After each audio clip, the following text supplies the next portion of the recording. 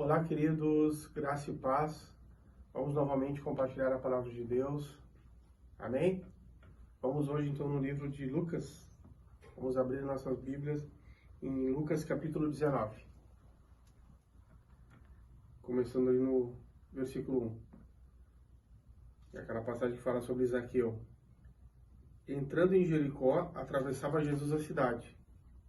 Eis que um homem chamado Zaqueu, maioral dos publicanos e rico, procurava ver quem era Jesus, mas não podia por causa da multidão, por ser ele de pequena estatura. Então, correndo adiante, subiu a um sicômoro a fim de vê-lo, porque por ali havia de passar. Quando Jesus chegou àquele lugar, olhando para cima, disse-lhe: Zaqueu, desce depressa, pois me convém ficar hoje em tua casa. E ele desceu a toda a pressa e o recebeu com alegria. Todos os que viram isto murmuravam, dizendo que ele se hospedara com um homem pecador. Entre mentes, Zaqueu se levantou e disse ao Senhor: Senhor, resolvo dar aos pobres a metade dos meus bens, e se em alguma coisa tenho defraudado alguém, restituo 4 vezes mais. Então Jesus lhe disse: Hoje houve salvação nesta casa, pois que também este é filho de Abraão.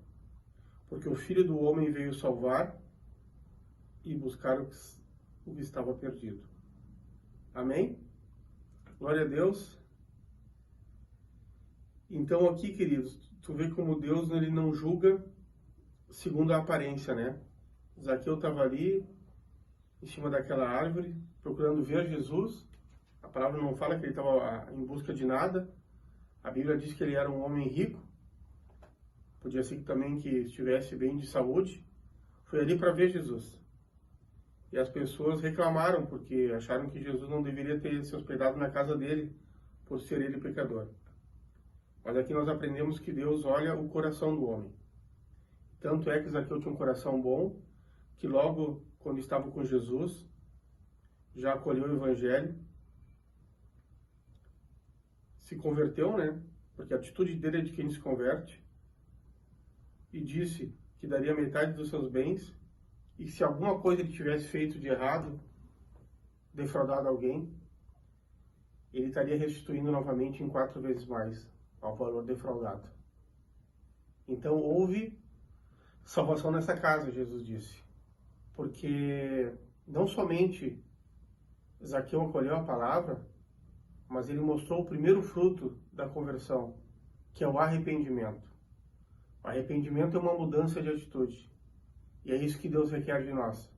Não foi apenas receber Jesus e dizer, Jesus, eu creio em ti, mas ele mostrou, e com certeza as atitudes dele pós aquilo foram essas, um arrependimento, já querendo dar metade dos seus bens, querendo restituir ao pecado que ele poderia ter cometido. Com certeza, para ele ter falado aquilo, ele deve ter defraudado alguém. Então o arrependimento a gente aprende na Bíblia que é uma mudança de atitude, uma mudança de liberdade. E isso foi tão forte que Jesus falou que houve salvação naquela casa, aquele homem foi salvo. Porque fez aquilo que é muito importante, né? Que é uma dos frutos, das características de uma conversão genuína, que é o arrependimento. Que é uma conversão verdadeira, não é apenas o fato de simpatizar com Jesus. Então, quando eu estava preparando essa palavra, tem algumas coisas que eu escrevi aqui, eu gostaria de ler para vocês, que diz assim, ó, tem uma parte da salvação que começa em nós, que começa no arrependimento verdadeiro, e que não pode ser apenas da boca para fora, com meras palavras, mas com palavras que sejam confirmadas pelas nossas ações. Assim como aconteceu com Zaqueu, que produziu frutos compatíveis com o seu arrependimento, decidindo restituir tudo o que deveria restituir.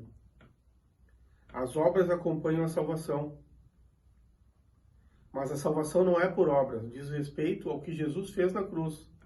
É pela fé e não por obras. Mas uma vez salvo, as obras devem acompanhar a nossa fé em Cristo e confirma a nossa salvação.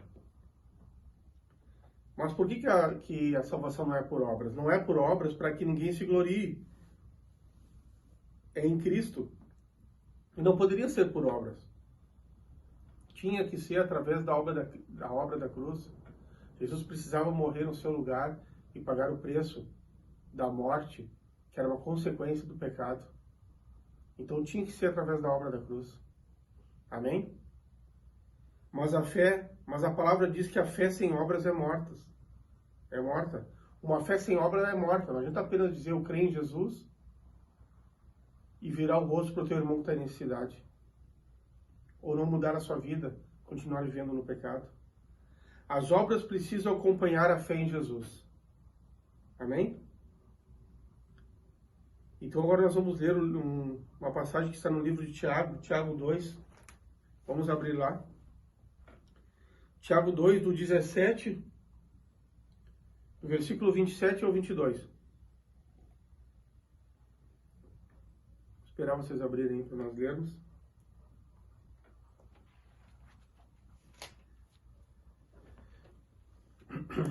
Até o título, que diz aqui em Tiago 2,14, diz assim, o título é A Fé Sem Obras é Morta. É sobre isso que nós estamos falando.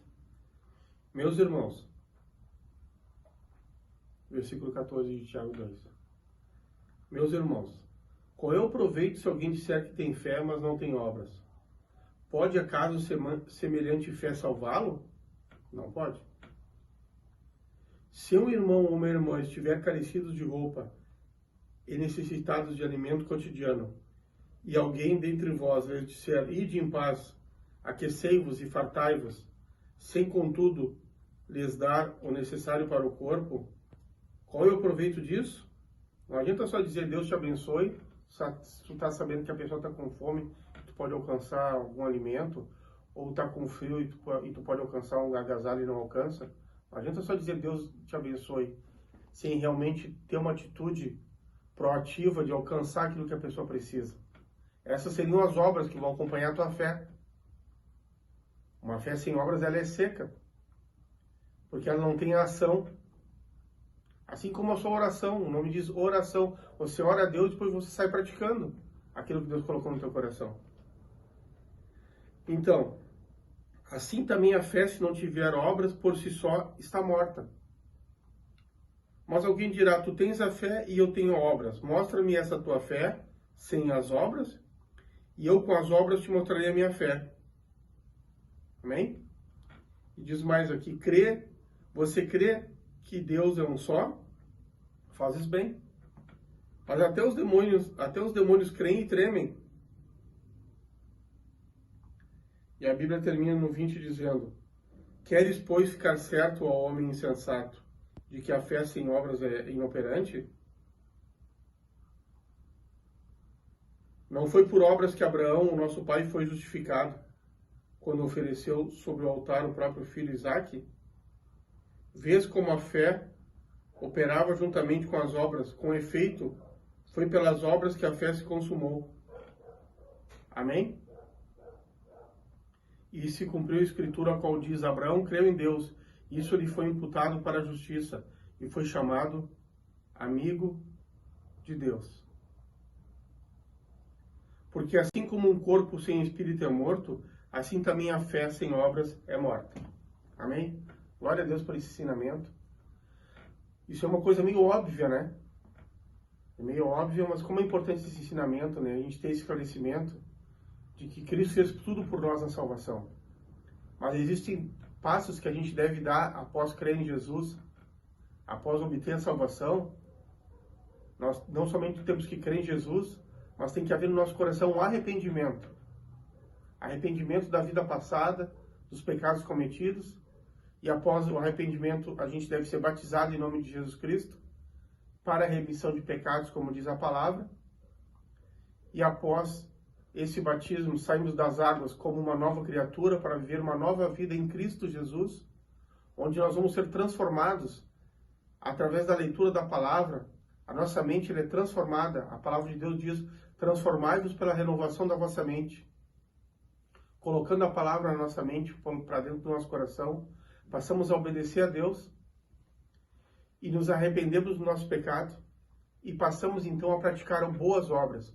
Daí nessa conjunção de fé mais obras, nós agradamos a Deus.